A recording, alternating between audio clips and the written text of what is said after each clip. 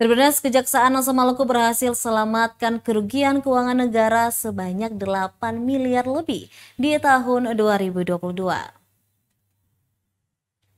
Sepanjang tahun 2022, Kejaksaan Seprovinsi Maluku berhasil menyelamatkan kerugian keuangan negara sebesar 8.732.073.038 rupiah.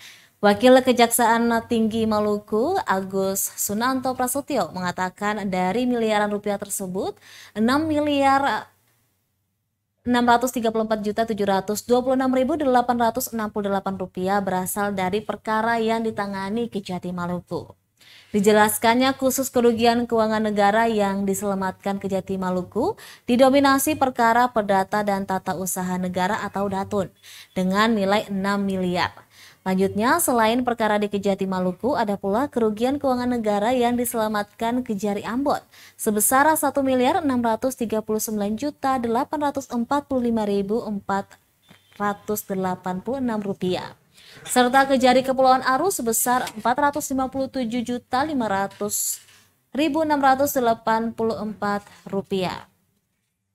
Prasetyo mengungkapkan kerugian keuangan negara tersebut hanya berasal dari perkara yang telah inkrah.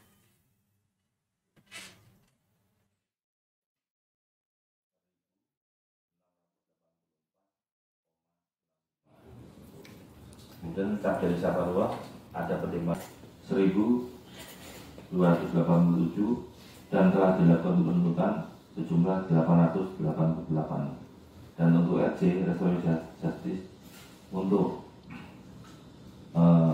wilayah Kejaksaan Tinggi Maluku jumlahnya ada 46. Untuk bidang perdata tata usaha negara,